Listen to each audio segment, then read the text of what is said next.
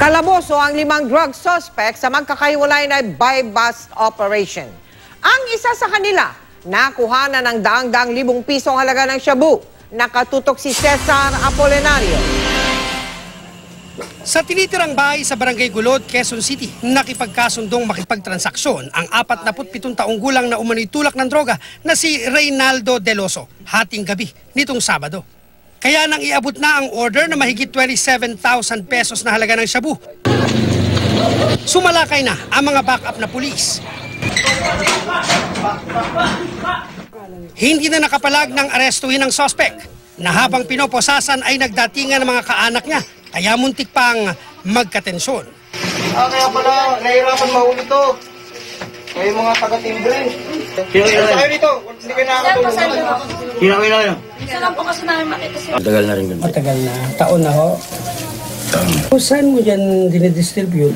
Dito lang po.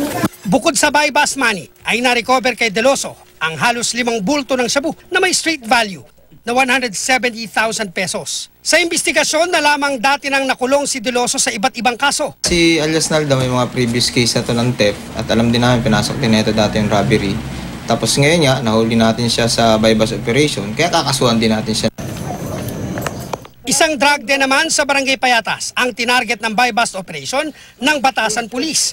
Agad na aresto ang target na si Domingo Ramirez, pati na ang mga umano'y mga scorer niya na sina Christopher Casido, Mark Jason Di Mapilis at Nomer Bengo na naaktuhang bumabatak ng droga. Hindi ho nagpaalam sa Hindi.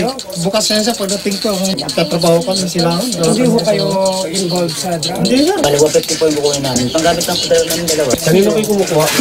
Dito lang naman po. Ano pangalan? Hindi naman lalap po. Saan naman po nakuha. Hindi ho kayo involved sa drug? Hindi po. Mahigit 20,000 pisong halaga ng hinihinalang shabu ang narecover sa mga sospek.